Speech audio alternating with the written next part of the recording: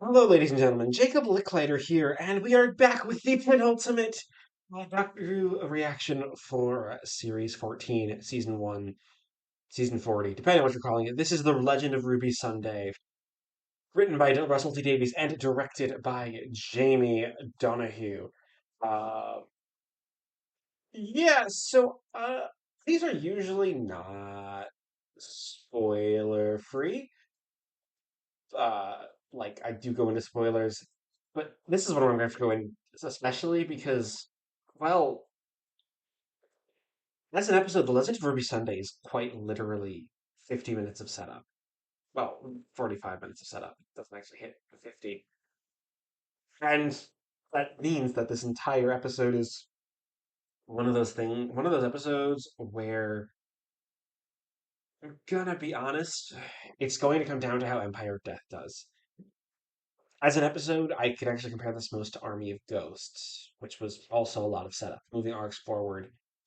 Army of Ghosts, I'd argue, may have succeeded in certain aspects better by having less to speed up because for 45 minutes, the episode is packed. The first half, especially, is actually kind of weak, at least in my opinion, mainly because, again, there's way too much going on. We are both trying to investigate Susan Twist's character, who's revealed to be a woman called Susan, who's in charge of Susan Triad Technologies, who's ready to be giving some sort of speech to the United Nations, all while we are also dealing with Unit um, as an entity, which, yeah, I mean, that's fine.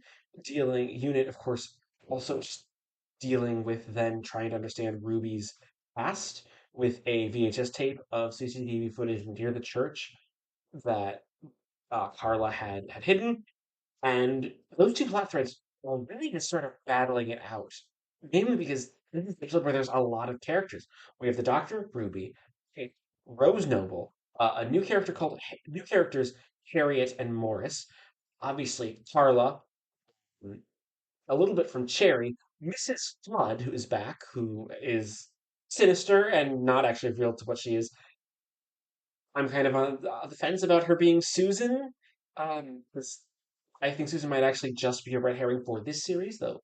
Next series we might actually get Susan back, and if we do, I kind of hope we Davies waits till next season because I'd really like to see Caroline Ford back as Susan on television one last time, especially with the passing of William Russell, leaving Ford the only person from the original TARDIS team who's really around.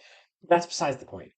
Um, So speaking of Susan, I actually really think Davies poking fun at the fandom, going through who Susan Twist, he must be Susan. Was actually quite fun. Um, Also, I'm 99% sure that this was only committed to because Russell Davies cast an actress called Susan Twist, which is furthered by the fact that her role as Mrs. Merridew from Wildly Yonder isn't actually mentioned. um, I don't actually think that Mary do. I think that that might have been when that aspect of the arc really came together.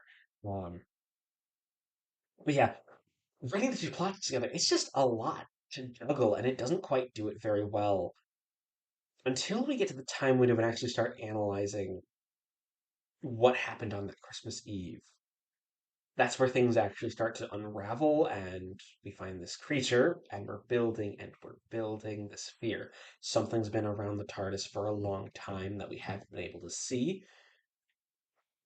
New character Harriet is not given a last name, so it's revealed it's Harbinger. She's another Harbinger.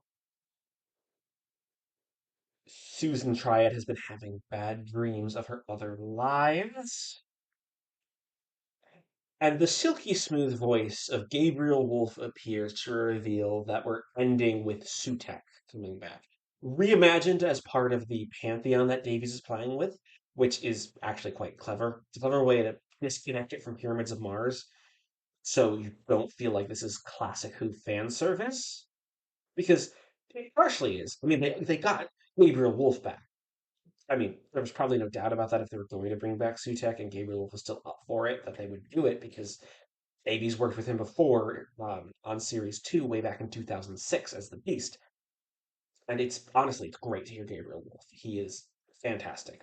Uh, Oddly enough, so is Ncuti and Mel Gibson and every like the performances in this episode are fantastic. It's just the problem of this episode is set up, and that setup leads to a great twist reveal, fantastic twist reveal. It might be terrible if Empire of Death is terrible, and knowing Davies' track record with finales, I am still a little skeptical. Um, like just at least in terms of um, just in terms of what's going on here. We do know that things are moving, and we do know that next week's episode, Empire of Death, is actually going to be 55 minutes, I believe, which at least is a good sign. It hopefully means it'll have time to breathe.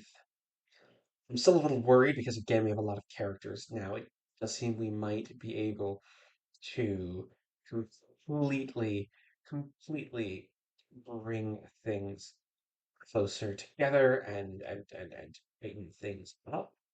Uh, especially with what Davies is trying to do. I actually kind of hope for Empire of Death we don't get a reveal of who Ruby's mother is. I feel like something that Davies should do, especially, is actually that we should just like while Ruby clearly wants to know who her birth mother is, I think it might actually be more powerful to reaffirm just Carla as the important mother in her life. Uh, we probably will get an answer because this is Davies and he likes to open up mystery boxes. Let's do let's do the other two Doctor Who um, the other two Doctor Who showrunners with Moffat and Chibnall. Uh, I just hope that would be good. But yeah, I'm making this kind of short. Oh, I will say, Jamie Huntington directs this rate. I also really like Murray Gold's music. Um, I feel like he's actually really done a really good job this series as a whole. Uh, it's very good at you know it's very good at building things and making the questions happen, but I don't think they entirely work as well as you might think they would. It's a bit complicated. Um, I don't know. Maybe probably if I had to give this a score episode a numerical score, I'd probably just give it a 7 out of 10. I definitely enjoyed it. Well, the back half, at least. The first half was, let's see. Should also say, Lenny Rush, I really liked his performance. And I love seeing Yasmin Finney back. Again, I know you can kind of tell that Lenny Rush's character was added more at the last minute. I feel like, honestly, I kind of would have preferred if it was just Rose there and she was given a more beefed up role. Maybe she'll get something more in the next episode. I don't know. Also, Gemma Redgrave as Kate Stewart. Kate Stewart's a character who I've always had a complicated relationship with.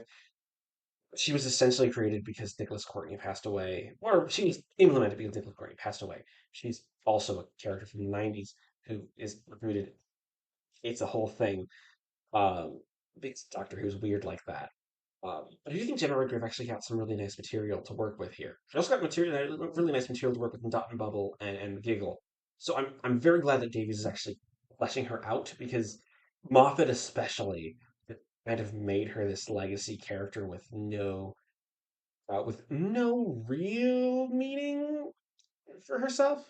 Um, but yeah, Blessed Ruby Sunday. That was probably a 7. Also, the title is sort of just a thing. Anyway, what do you think of The Legend of Ruby Sunday? Did you like it? Did you just like it? Let's get a conversation going down in the comments. Please leave a like if you haven't already. Subscribe if you haven't. If you want to see more of me, I have a blog and a comic podcast with my good friend Joey, and I will be linking it down below. But until then, we will see everybody next time, one last time for this series of Doctor Who.